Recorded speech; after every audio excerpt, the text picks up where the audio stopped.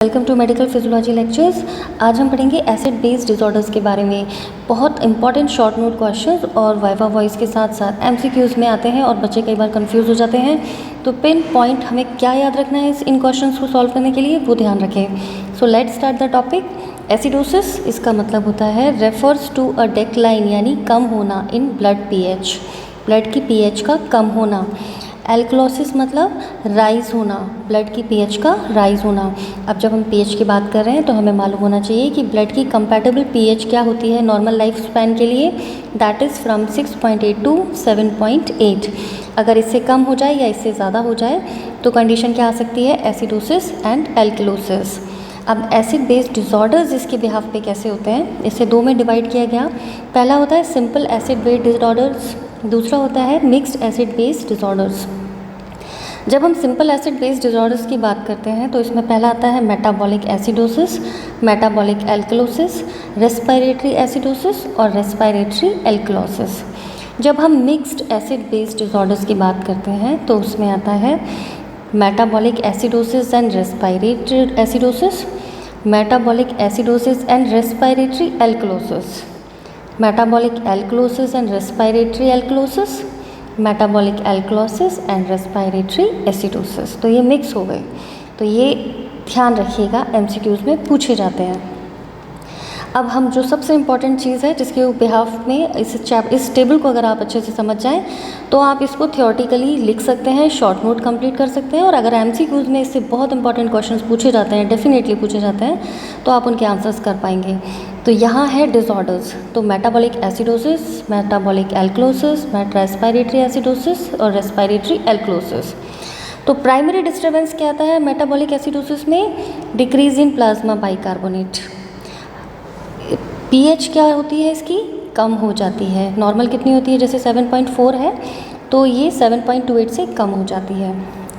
Bicarbonate मिली equivalent पर litre में normally 24 होते हैं, मेटाबॉलिक एल्कलोसिस के अंदर ये डिक्रीज़ हो जाते हैं, 18 हो जाते हैं तकरीबन, लेस देन 18, ठीक है। दूसरी बात, partial pressure of carbon dioxide mmHg normal 40 होता है, इसमें नॉर्मल रहता है, कोई चेंज नहीं आता इसमें। इसके मैनेजमेंट में जो बफरिंग होती है वो ECF और ICF दोनों इन्वॉल्व होते हैं, एक्स्ट्रा सेलुलर फ्लूइड और इंट्रा सेलुलर फ्लूइड। जब हम रेस्पिरेटरी कंपनसेटरी मैकेनिज्म के बारे में पढ़ते हैं कि ये कंपनसेशन कैसे होता है, तो जो मेटाबॉलिक एसिडोसिस होता है इसके अंदर कंपनसेशन होता है respiratory through hyper ventilation. Hyper ventilation करने से PCO2 जो है वो रिड्यूस हो जाती है। रीनल कंपनसेशन की जब हम बात करें तो उसमें H+ आयन का एक्सक्रीशन बढ़ जाता है और जो ज़्यादा बाइकार्बोनेट आयन है नए बन रहे हैं उनका एब्जॉर्प्शन, रीएब्जॉर्प्शन किडनी के थ्रू हो जाता है। जब हम मेटाबॉलिक एल्कलोसिस की बात करते हैं तो प्राइमरी डिस्टर्बेंस क्या होता है, increase in plasma bicarbonate ion. ध्यान रखिएगा डिफरेंसेस, प्लाज्मा में पीएच जो है वो नॉर्मली इसकी में इंक्रीज़ हो जाती है, बाइकार्बोनेट बढ़ गए, पीएच इंक्रीज़ हो गई।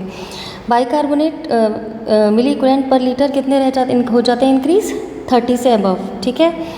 जब PCO2 की बात आती है मिली mmHg में नॉर्मली 40, तो ये नॉर्मल 40 mmHg जाता है। बफरिंग भी इसकी ECF और ICF दोनों के थ्रू होती है।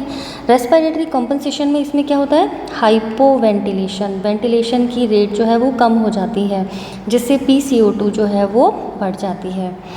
रीनल कंपनसेशन, इसमें H+ आयन का एक्सक्रीशन कम हो जाता है और जो नए बाइकार्बोनेट रीअब्जॉर्प्शन है वो कम हो जाता है, ठीक है।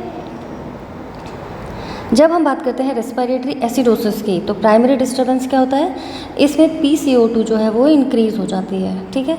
तो अब प्राइमरी डिस्टर्बेंस ये है, पीएच क्या है, डिक्रीज़ हो जाती है, बाइकार्बोनेट आयन इंक्रीज़ हो जाते हैं थोड़ी सी मात्रा में, PCO2 मोर देन नॉर्मल, क्योंकि यूजुअली 40 होती है, ये 48 हो जाती है।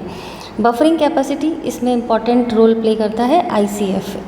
रेस्पिरेटरी कंपनसेशन कुछ भी नहीं होता, लेकिन renal compensation increase excretion of H+ ion और बाइकार्बोनेट आयन का रीएब्जॉर्प्शन ज़्यादा हो जाता है, तो इस तरीके से कंपनसेट करती है बॉडी।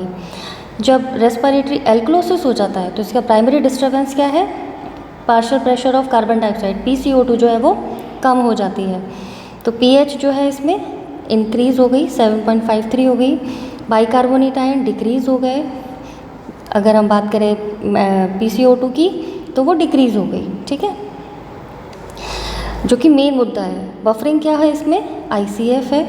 रेस्पिरेटरी कंपनसेशन कुछ भी नहीं है, लेकिन रीनल कंपनसेशन क्या है, डिक्रीज H प्लस एक्सक्रीशन, ठीक है, एंड डिक्रीज बाइकार्बोनेट रीएब्जॉर्प्शन, और ज़्यादा बाइकार्बोनेट का रीएब्जॉर्प्शन रोक दिया जाता है। तो इस तरीके से जो ये कंपनसेशन मैकेनिज्म है, इसको मैनेज करते हुए metabolic acidosis, metabolic alkalosis, respiratory acidosis और रेस्पिरेटरी एल्कलोसिस को समझा जाता है। तो इस पे अगर शॉर्ट नोट आए पूछा जाए तो इसी चीज़ को आप थियोरेटिकली एक्सप्लेन कर दीजिएगा।